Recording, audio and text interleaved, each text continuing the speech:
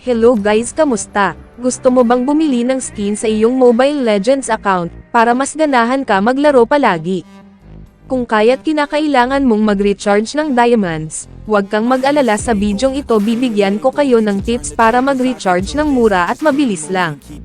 Pindutin mo lang ang plus sign sa iyong diamonds sa upper right corner ng iyong account. Pindutin lang ang monthly epic bundle.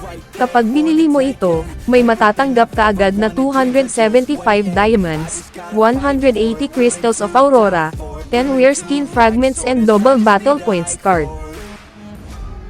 As of now, worth of 265 pesos na siya sa GCash. Di ko lang alam kung magkano ito kapag ginamit nyong pambayad ang regular load nyo sa inyong SIM card na TM, Globe, Smart, Talk and Text at iba pa. For sure sobrang mahal kasi may tax pa iyan. Therefore, GCash ang gamitin nyo para makamura. Bale magbabawas ang bayad mo sa iyong e-wallet tulad ng GCash na nakabind sa iyong Google Play Games.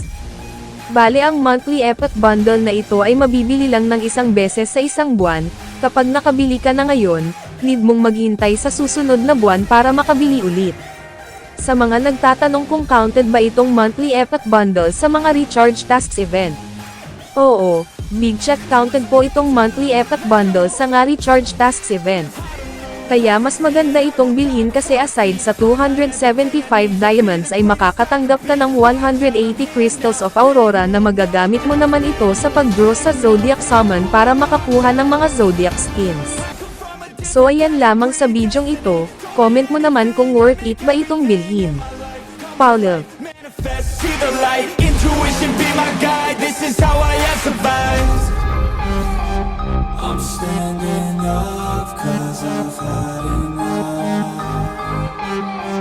I won't give up, I'm a champion. As long as I'm breathing, I'm not retreating. I could be bleeding, I'll take a beating and keep on proceeding. I'm not fatiguing, cause once I enter the ring, I'll be undefeated.